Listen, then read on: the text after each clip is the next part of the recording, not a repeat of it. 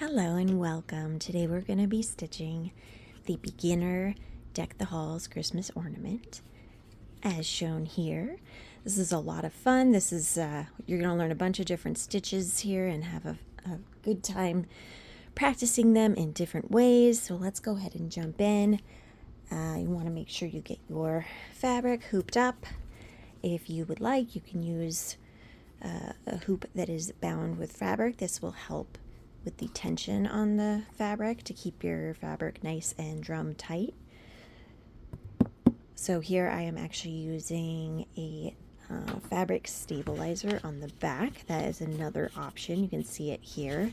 What it does is it really keeps the template guidelines steady. They're not getting like warped in one way or another, and it would be a lot harder for me to like cinch my fabric while I'm stitching, like if my stitches are really tight and the fabric's like so those are different options for you for your fabric. The stabilizer is kind of new to me and I've been using it lately and really liking it, so I'm sorry if I sound like a broken record. So I decided to pull different colors for this demo because, well, I've already stitched this design into others twice and I wanted some other colors. So basically, and hopefully this will inspire you to do these designs again, or this design again with different colors. So I am using a variegated red, a variegated green, that means the color changes as you're stitching, and then a solid color green. So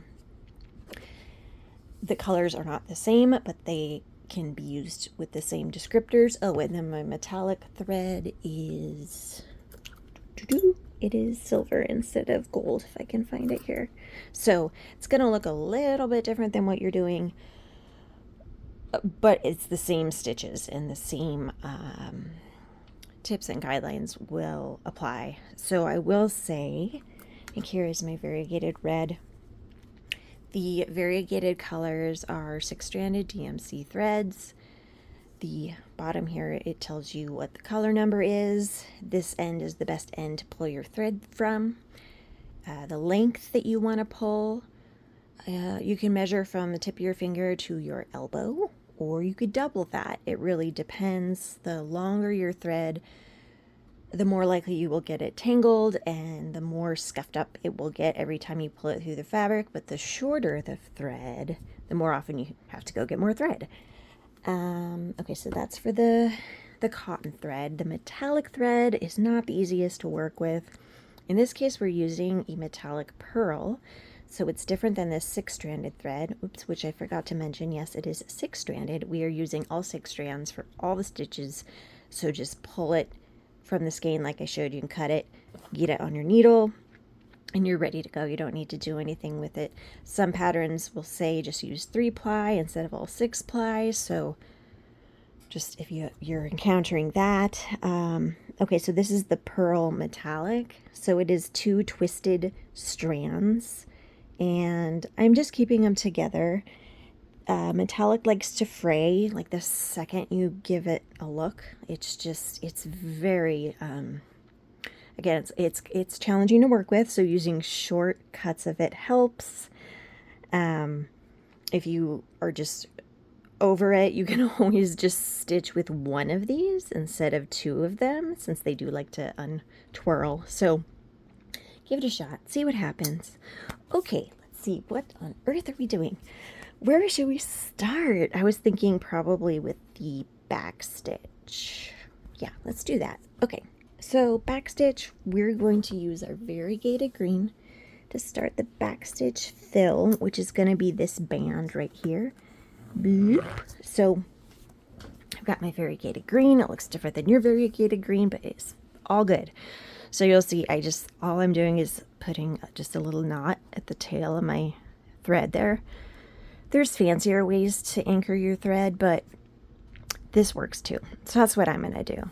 All right, so for my first stitch, I'm going to work from here and I'm going to go this way, and then I'm just going to go back and forth to fill the space.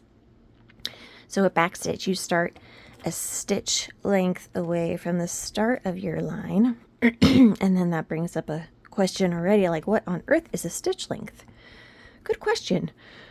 It can vary. So some people like teeny tiny stitches, some people like big stitches. It can depend on what you're doing. If you're doing a very curvy line, it's going to help to do smaller stitches. If you're doing a not so curvy line or a straight line, you can get away with longer stitches. Okay, we're calling that a stitch length. So I'm going to come back down. That's what makes it a back stitch, right? Like so. Boop.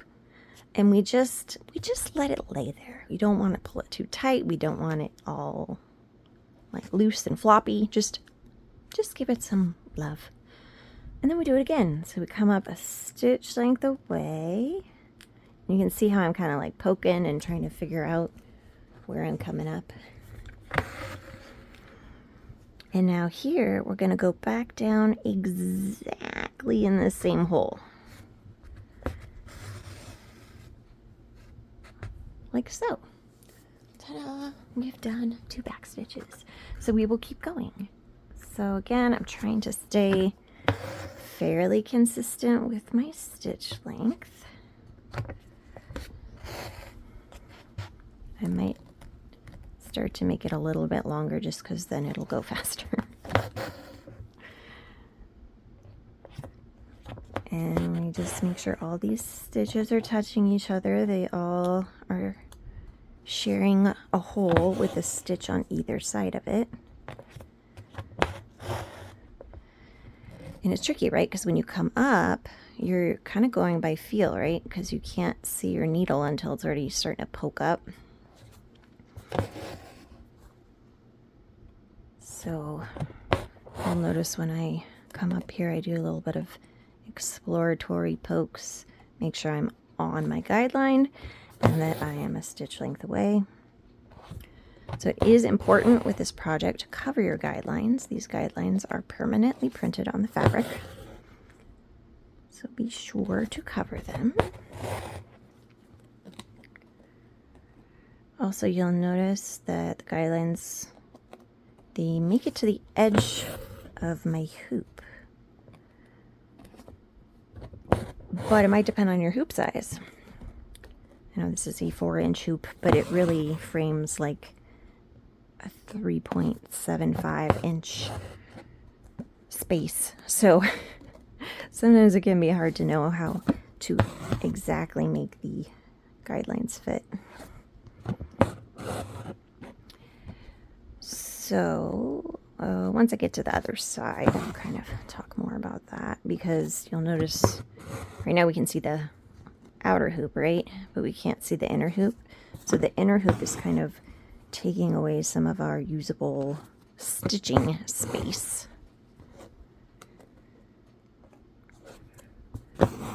So there's a couple ways you can handle that. If you want, you can just cover the guidelines and call it a day. If you would like, you could always move your hoop a little bit one way or another if there's some edges you want to stitch to. Or you could even like really move your hoop and stitch like all the way to the edge of your outer hoop, if that makes sense.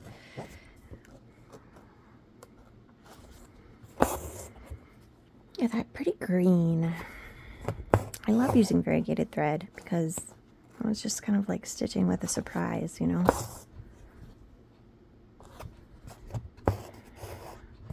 Remember that time I was like, make sure your stitch lengths are consistent? Well, I guess I did okay. We'll work with it.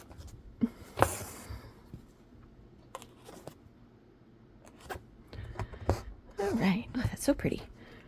Let's see, we'll get like 2 more stitches here, I think. Oops. There's 1 and then 2. So here is this is my inner hoop right here. I can't go down here. I can go down like here, like where it just came up. So you can let that kind of guide where the edge of your project is. Again, it might be kind of hard to like perfectly center the fabric. I'm thinking down here. No, I guess all these are gonna be fine. So we're good in this case. I'm trying to think on this sample hoop.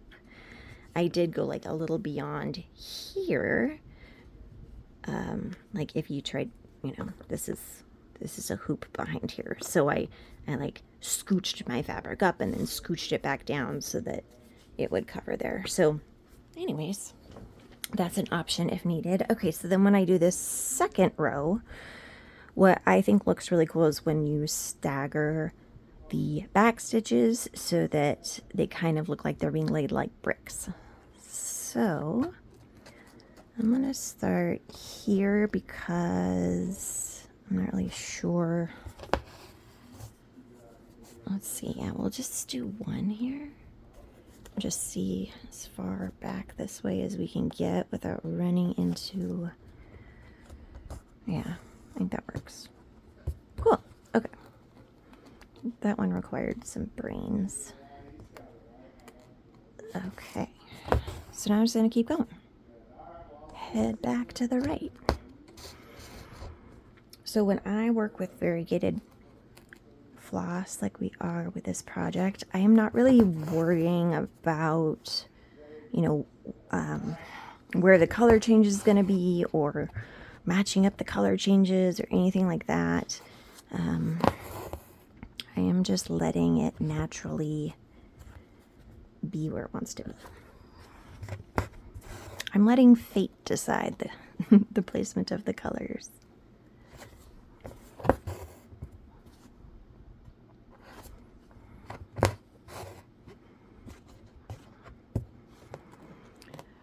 So I think that's all I can really say about filling with backstitch. I'm just going to keep going all the way back to the right and then all the way back to the left, doing as many rows as needed to fill this space. So let's stop here and think what we should do next. I'm thinking we should jump up here into the split stitch and the fern stitch. So that's going to be up here. Let's see. Yeah, you guys can see that all right. All right, so I'm going to use my darker green color like so. And again, I think I'll start from the right just for kicks. I don't think you have to. You can start from the left. Doesn't matter. So split stitch, we start at the end of the line, go down a stitch length away, like so. And then we are going to come up in the center of that stitch, splitting it if possible. I'll probably just demo this once because I'm not a big fan. Okay, something like that, right? Actually, you know what? Forget that. We're just going to do back split stitch because that's just what I do. So who cares? Well, if you do care how to actually do a split stitch, you come up from underneath to split this stitch. However, if you just come up half a stitch length away, like so, and go back down into the previous stitch like so, it's gonna look pretty darn similar. I don't know what. Who's that? Who's that little? There we go. All right. Oops. Excuse me. I'm sorry.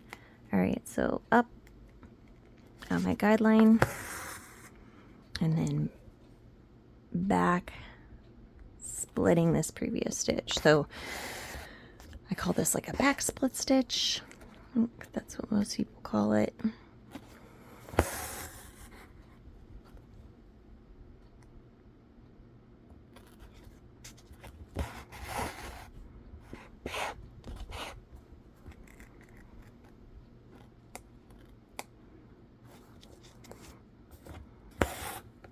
Once again, my stitches seem to be getting longer. I start a certain length and I'm like, oh, it's going to take a while. Let's just cheat a little bit and make my stitches a little bit longer. That's not cheating, by the way.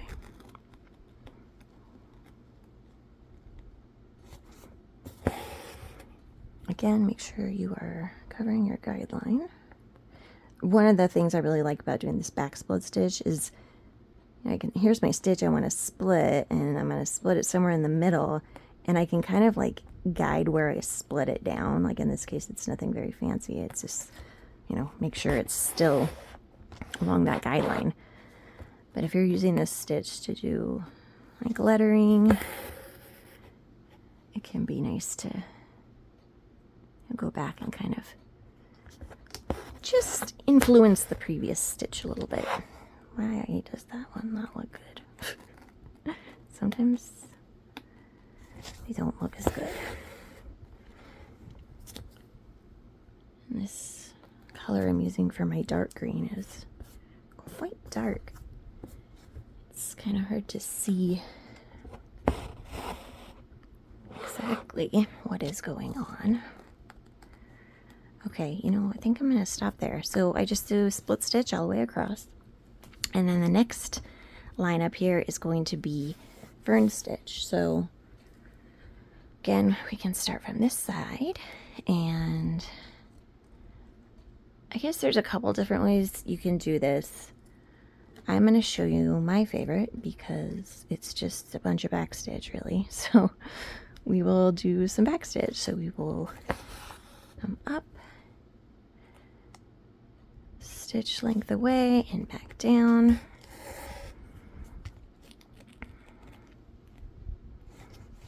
Stitch length away and back down. And you can see I'm definitely making these back stitches longer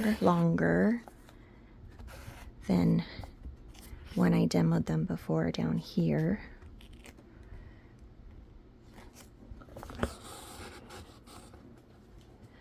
Oops, I'm so sorry.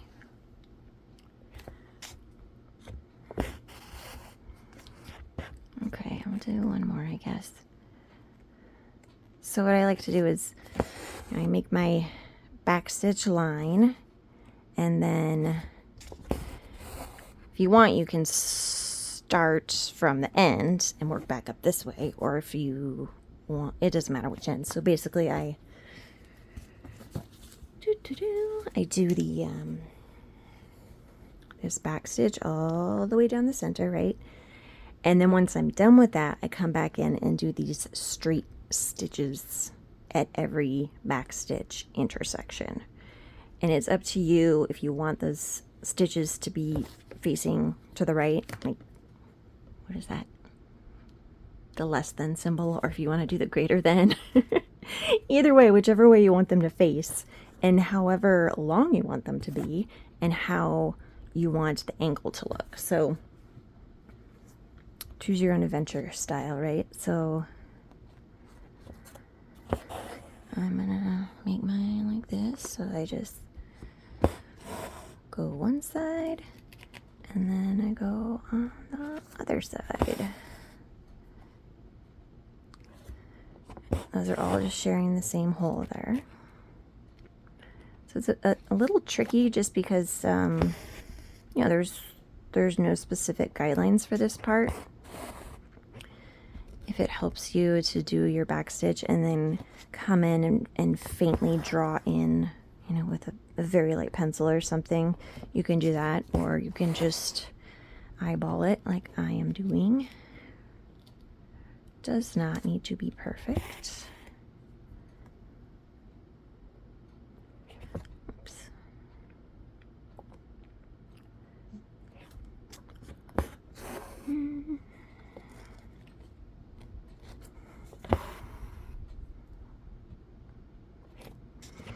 I'm interested to see how this looks in this other colorway when I'm all done. So if you hadn't noticed, the design does repeat, so there will be an opportunity to do, let's see, it's thorn stitch through fern stitch. You can do twice if desired. Well, I guess I don't really have a choice. Okay, so there's my ferns, so we get to do those all the way across. Again, I like to do all the way down and then back. Just didn't want to demonstrate the whole thing. Okay, what else? Oh, let's do the fly stitch, since it's the same color. We'll just drop down here to do it. So, fly stitch it is. Okay, so the fly stitches are connected by their arms. Fly stitches are like little Ys. I'm just poking these in here so you can kind of see what I'm talking about.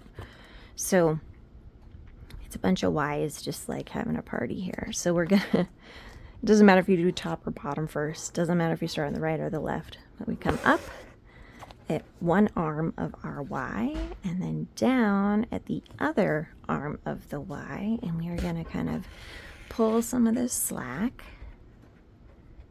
and then just kind of leave it over here, because what we're going to do is we're going to pop up here. What would we call this? Like the Y stem? The stem of the Y? Sure. So I'm popping up here, and then I'm gently pulling, and then I will go down here like so. So then I'm just going to make a little mark here so we know kind of the center point between these two. So again, come up here, one side of the Y, one arm, down the other arm, leave a little slack, and then come up here like so. I don't know if you noticed, but I had a little teeny gap right here.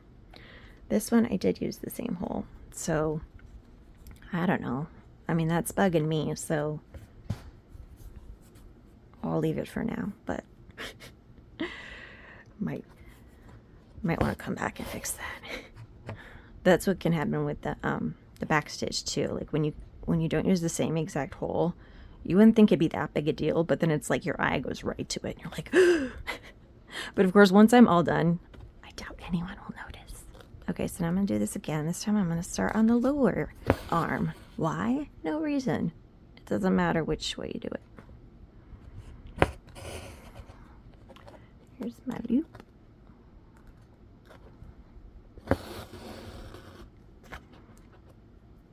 And then down here.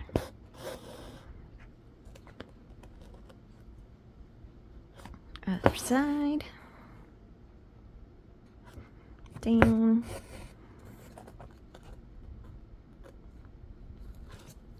And then catch that loop. Go down here.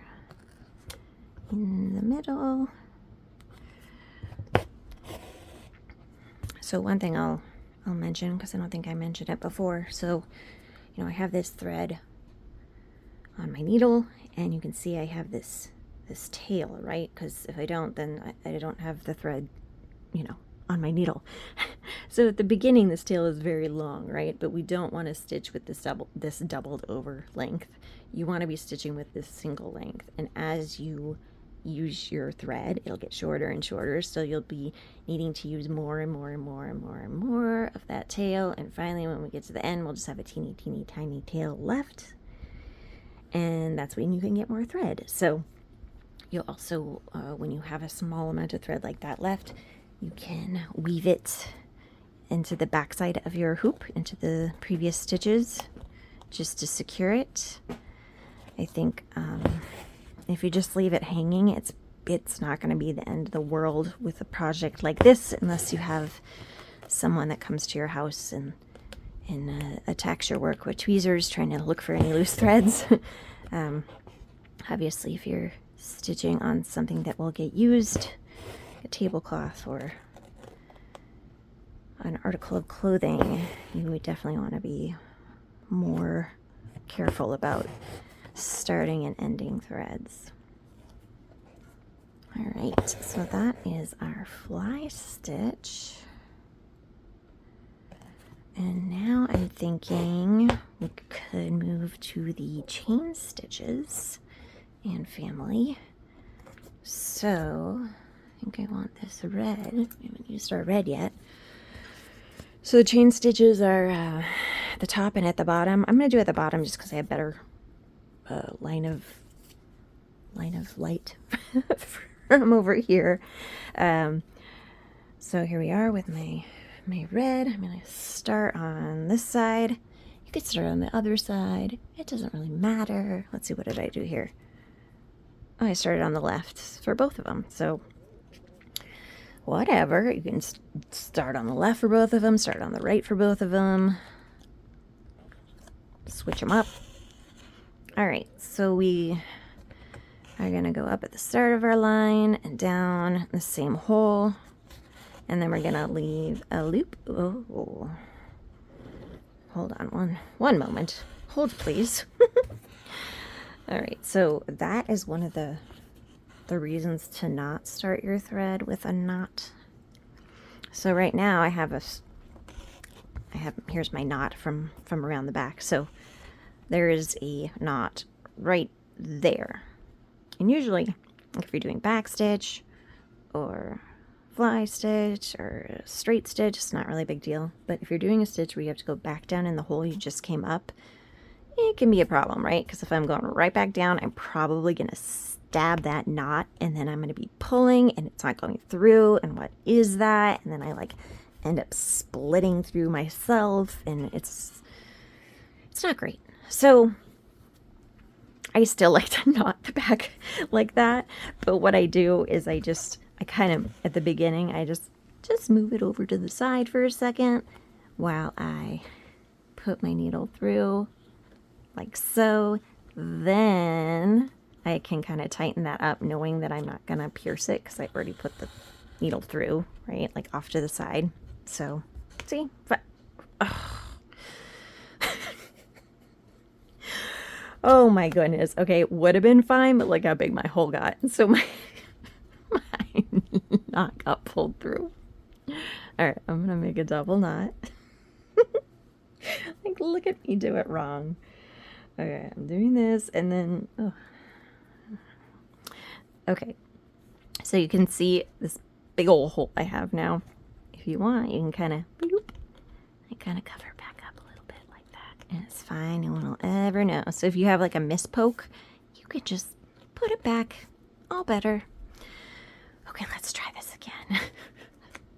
Start of my line, and then I'm gonna kind of sneak in here and hope that I am okay. All right, I think I'm okay. So we came up and went down the same hole, and now I'm leaving this loop, and I'm gonna come up along my line here, stitch length away.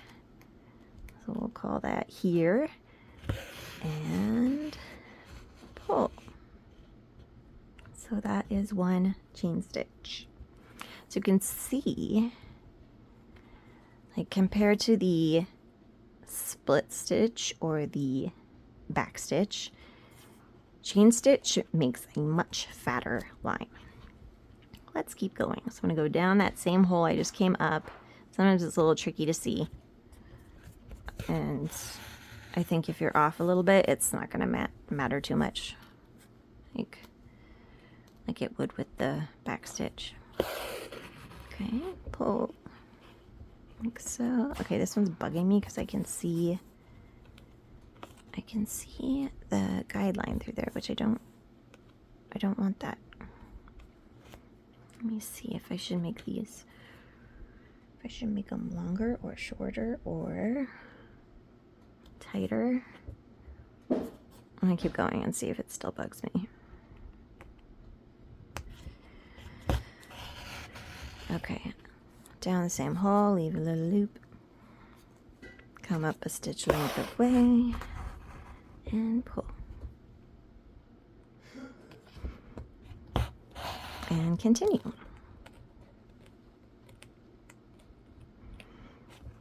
So try to be consistent with the stitch length and with the tension.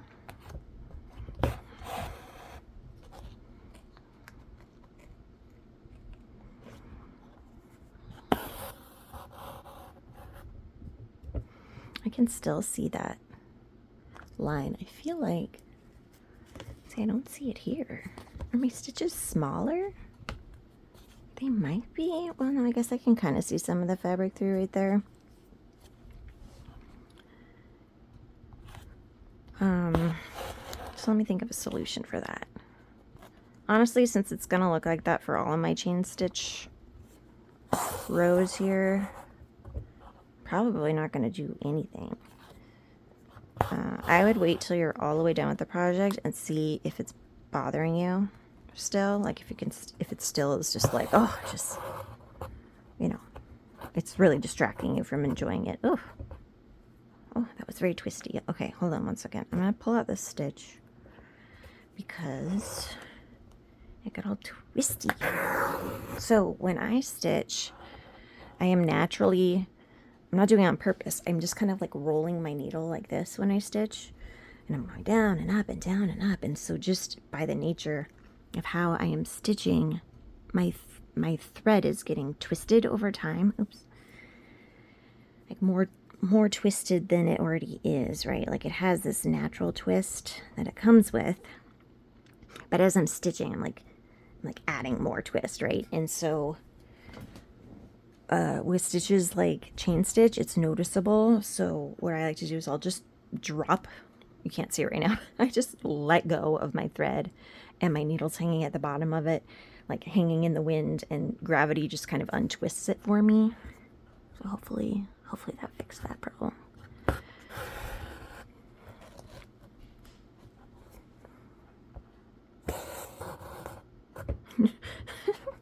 It did the same thing. That was just bizarre. I'm gonna just go with it. It's almost like that part of the thread just has like its own little cowlick. You can see it again there. That's weird. All right, I'm gonna keep going. Oops. So what? Oh yeah. So if seeing the guidelines through is just totally throwing you off when you're all done, there's definitely some like fun things you can do to hide that. Okay, now this is bugging me. So remember when we stopped, this stitch got tighter than the others, but I think it's gonna be okay. Okay, I'm just gonna stop here and we will pretend like I went all the way across. So to finish the line, you just do a little anchory stitch here, like so. So that is our chain stitch, and then along here we're doing detached chain stitches, but we're like alternating colors. So I'll just show you the red since that's what I have, and again you can start at either end, but I start at the bottom of the line. We're basically just doing the same thing. We go down that same hole I just came up, and then I am going to I'm coming up on this line, not all the way at the top, but pretty darn close, catching this loop, and it's just a single chain. So I just go back down right here, like so. Oops, try not to get caught on that. Okay, so every other one, so there'd be another one here, up and down the same hole, come up along the guideline, catch my loop, pull, and down. Yeah, does that work? Let's do one more. Please, if you need to fast forward the video or watch one part of it 10 million times, please do so. Not all of us work at the same pace, and sometimes I get caught on details that don't matter to some people, or I'll ignore stuff that matters to other people. So and as always, you can email me if you have any questions. Always happy to help. Okay, so there's another detached chain stitch. So while I have the pink, let's see, should we do, I think, oh, okay, we'll do the blanket. Should we do the blanket? Sure. I feel like we should, well, I guess this is fine. All right, we'll do the blanket. Let's see, I did the bottom part first. Okay. All right, so before I get myself way too distracted, so if the little line there is bothering you, you could always come in, like, I think that would be really cute. You could do a little tiny stitch inside of here. It's going to be a little, because it's really tiny, but it would look really cute.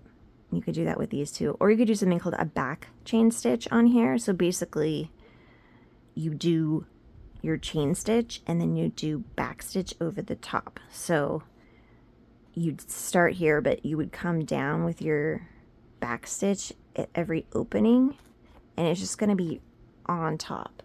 Hold on, I think I have an example.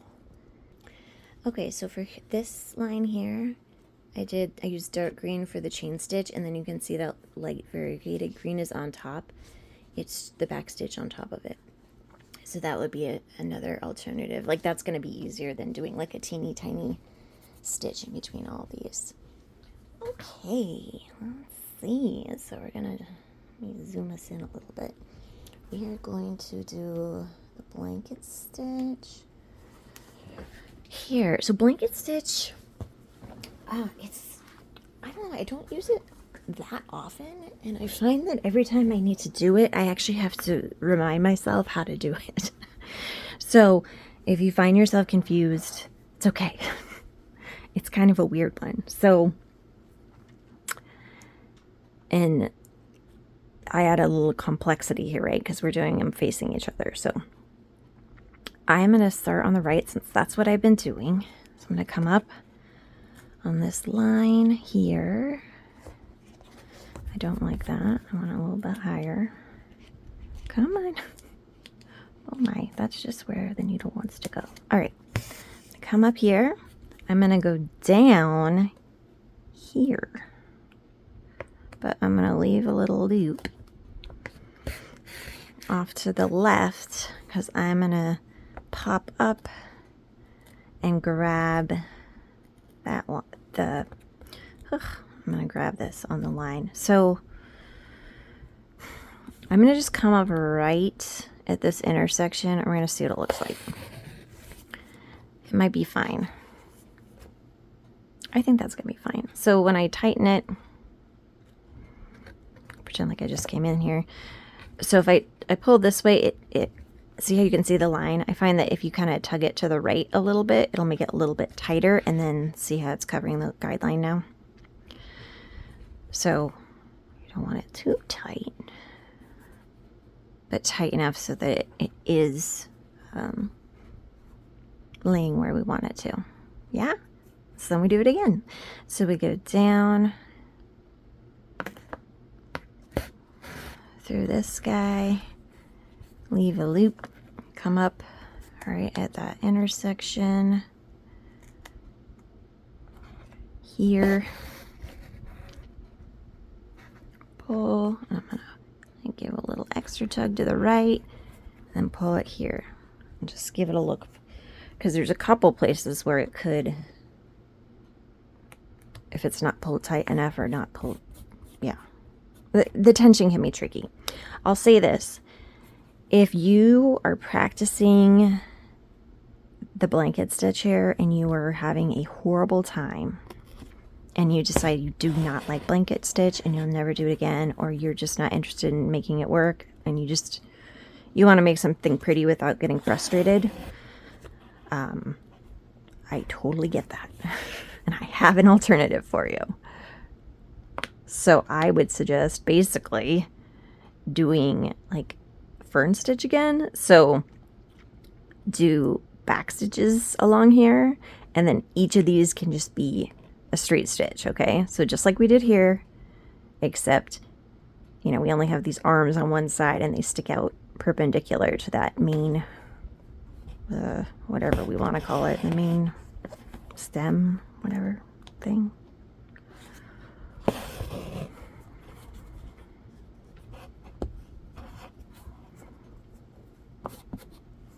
It's looking okay.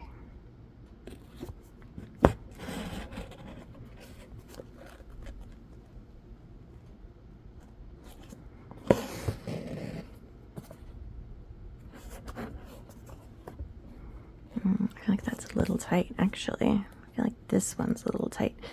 See, it gets into this weird, like, well, if I tighten this one, it's tightening the one before it, and blah, blah, blah, blah.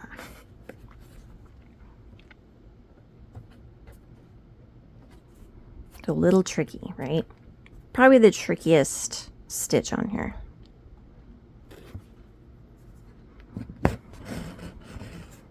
Again, please substitute if you're not into it, or if it's just more trouble than it's worth.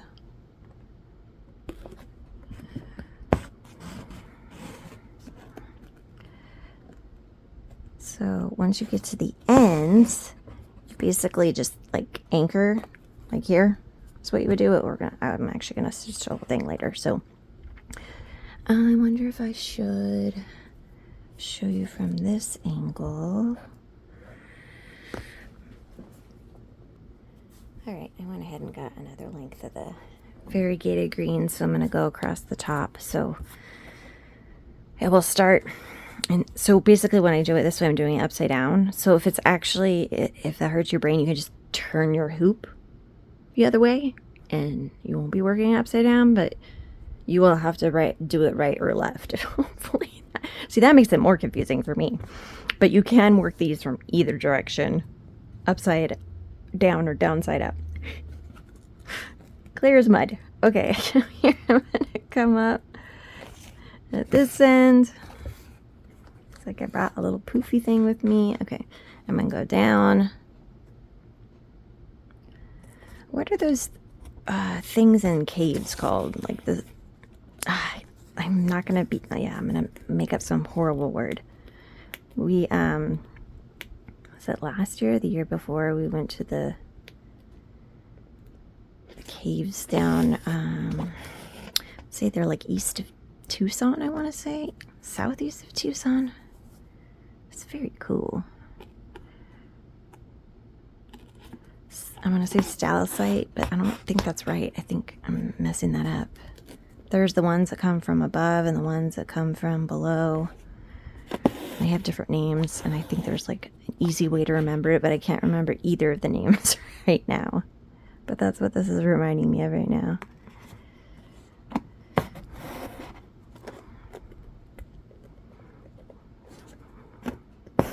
Alright, I got too distracted thinking about caves. So we're just going down at that point and come up at this intersection and pull the slack. So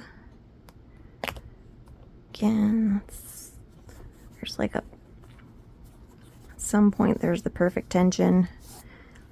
Another thing that could work if you're struggling with that tension, but you still want to do what we're doing here. Let's see, do I still have this? Well, let me do a couple more so this gets out of my way.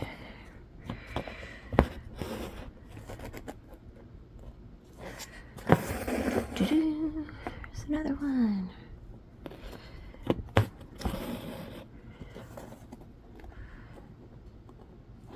I feel like I'm doing better on this one. I don't know if it's because I'm upside down or I just had some practice with the first row. So we could, let's see. I don't know if I actually, well, okay, so I'm going to come down. Say that's the end of the line. You could always come in here and like add little, I guess I would call these couching stitches. Like come up and be like, excuse me, I want you to stay right on the line like that. So then it stays on the line better? I don't know, it's just an idea. It's no longer blanket stitch, it's like couched blanket stitch. It's probably a real stitch, even though I felt like I was just making up. So you could do that all along here, like boop, boop, boop. And you could even do it like with the sparkly color to make it pretty. Something about sparklies and this pink and red is just so fun, right? Okay. What should we do next? I think, speaking of sparkly, why don't we do some sparkly? Yeah. Well, let's do this first because basically we're doing the sparkly really, really big right here. So these woven wheel roses, we're just doing this kind of scaffolding to start. It's just straight stitches. Start at the outside edge and go to the center. And that's exactly what we're doing down here with these little sparkly stars. So that's why I was like, you know, we'll just show you all this first. So we start with that. And then the rest of the stitch is made by weaving. So that's my 5th. So you can come up in any wedge, just sort of near the center, not exactly at the center, or you'll just undo the straight stitch you just did. So from here, we're just going to go around and around and around. You can go counterclockwise, you can go clockwise, whatever is easiest for your body, but you're going to weave over, under, until you can't anymore.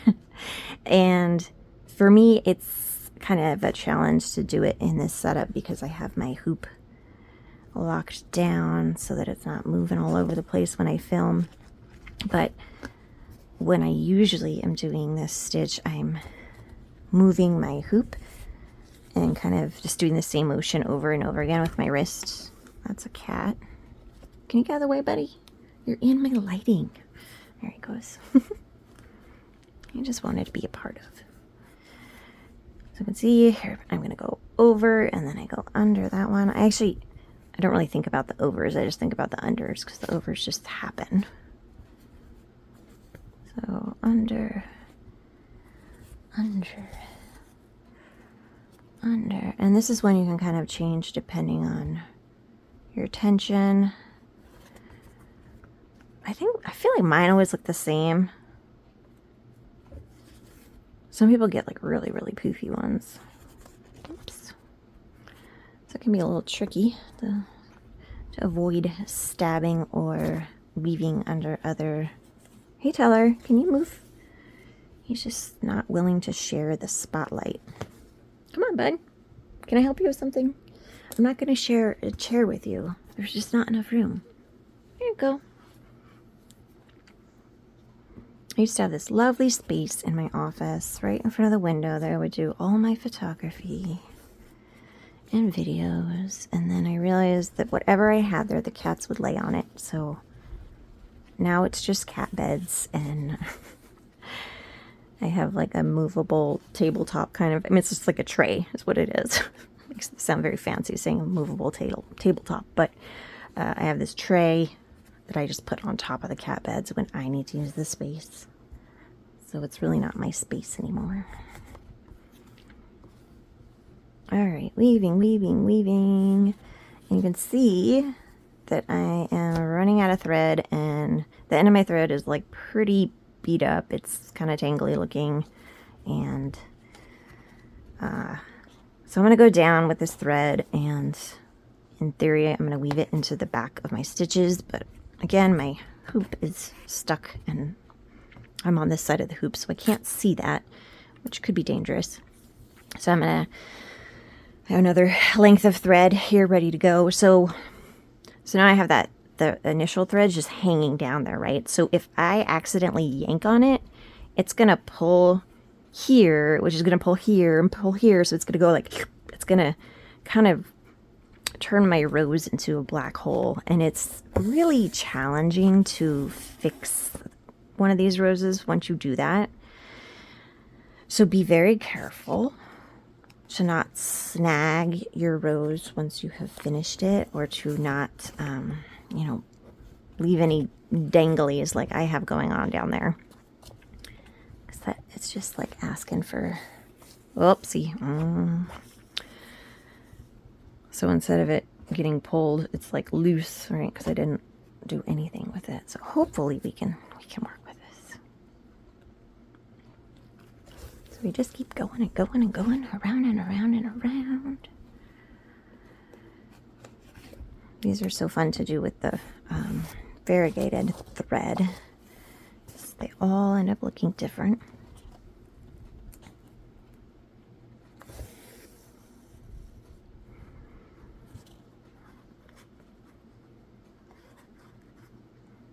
So yeah, it's hard to know. Like, do you do the woven wheel roses first so that you don't stab any other completed stitches? or do you do them last so they don't get snagged when you're doing the other stitches? It's a very good question. You have 5 of these to play with, so you could always do some before and some after. It gets a little tricky as you get towards the edges to figure out where those original straight stitches are.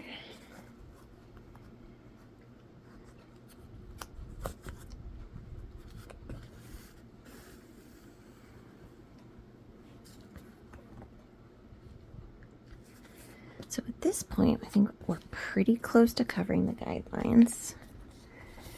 So what I like to do when I'm near or at the end is I'll go down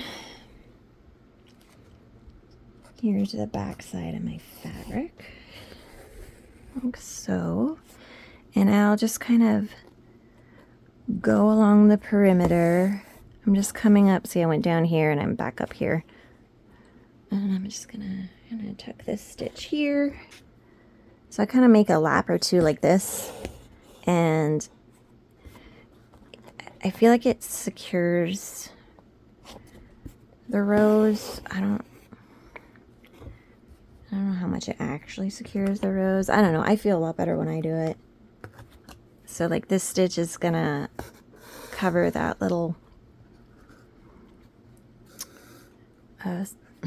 one of those original straight stitches you could still kind of see there. So I don't know, when I do this I feel like I stabilize the rows and I kind of shape it as well. I was gonna just do another stitch there, but it's not working for me. So I'm gonna come and go down this way. Look at that. And you don't have to do it like this. You can just do the weaving the whole time. So I'm gonna come up here and cover this little gap I made before. So when I'm done, it kind of looks like it's still more of the weaving, but it's not actually woven. It's actual stitches going through the fabric. And that can help, again, like if you have one of your arms, one of your spokes sticking out funny, or like this rose, for some reason, it looks like flat right here, so, and it looks like too poofy right here. Let's see. Trying to decide what a good angle would be. Like it's really loose right here for some reason. I don't know why, but so I'll come in here and I'll come here, let's say. See what that does. And then I'll come from this side and I'll try to like tighten this by kind of pushing it up like here. Yeah. Kind of works. It looks like a rose to me. I like it. It feels more stable now. So that's how I do my woven wheel roses. Again, you got a lot of opportunities. Oh, we're almost done. So I think we just have 2 more stitches left. We saved the fun sparkleness for last. So these little, I don't know, stars or asterisks or whatever you want to call them. These are just straight stitches. Oh, hello, red. Red thread from behind. Let's see. Go away, please. You know what? Sometimes they just don't listen. Aha. I pierced it. I pierced a random bit of thread from the back.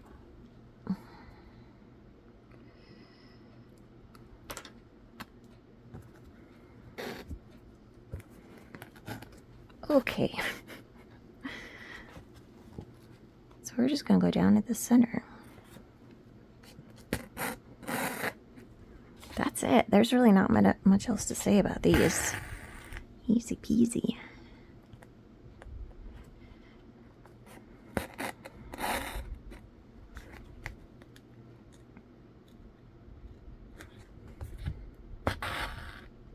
Hello, green. There must be an absolute mess on the backside of my work right now. Again, I'm clamped into my hoop clamp here, so I don't have a great idea of what's going on back there. Again, when I'm usually stitching, I do not use the clamp. I like to be able to see what's going on in the back and being able to like weave in stitches and whatnot. The clamp I have, it's actually just a table vise, so it doesn't have like the, you know, some of the clamps have the fast like flip over option, but mine's, you know, from Home Depot or whatever, so not super fancy. I'm just bringing all the green with me. I should be able to pull all that out from the backside, by the way. So that will not stay with that green halo. And one more. It's like amazing. Like, how did we fit that many stitches to one center hole? I don't know. Oops. Yeah. So, bunch of those. You'll be real sick of the metallic floss by the end of that. So to finish, we just have this thorn stitch, and it looks like, let's see, did I cheat? I'm trying to see if I cheated. I feel like I probably did. But yeah, I think I cheated right there. Let's see. I can't really tell, to be perfectly honest. All right, well, let's not cheat and see how it goes. Okay, where is that? This one here. All right, so we need some green. Oh, man, I don't really want to. I'm like in the middle of all of these. All right, I went and got another length of thread. So for this line here, I'm going to start at this end. And I'm going to go down all the way over here at the other end.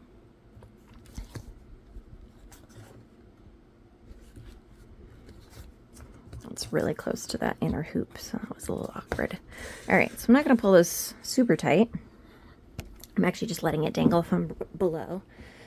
And now I am going to basically tack this thread all the way along here with these straight stitches that are crossed, so, you know, like a cross stitch. So I'm going to cup up here and go down. What is this thread? It's like a new surprise. Down here and up on this side and down on this side, and then I will move to the next one. So I'm just gonna kind of give my center thread a little tug to make sure. I guess I should do consistent, right? So I did the top. This one first, right?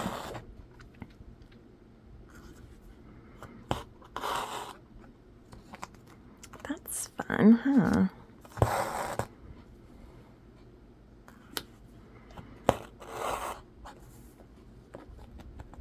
That's it. We just do this the whole way.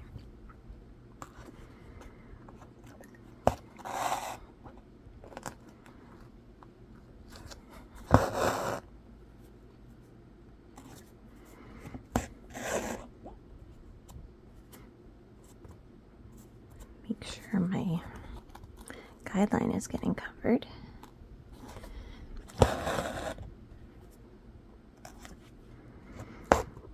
So we get this, the green thread ends up with this natural little bend in it, getting directed by these cross stitches, essentially. And then once you get to the very end, you can make sure this green is tight enough, and then weave it into the back your stitches so it doesn't come loose or anything. So I think that's it. I think we did them all. I'm liking this other colorway. This is fun. This one's definitely more classic though, right?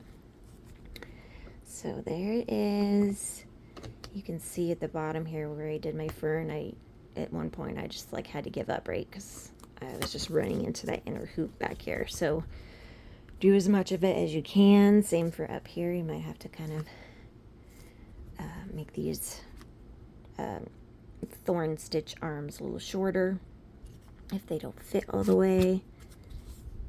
And that's it. I hope you have fun. I hope you enjoy this project and learn something new. Again, if you have any questions, do not hesitate to send me an email. I always love helping. All right, bye.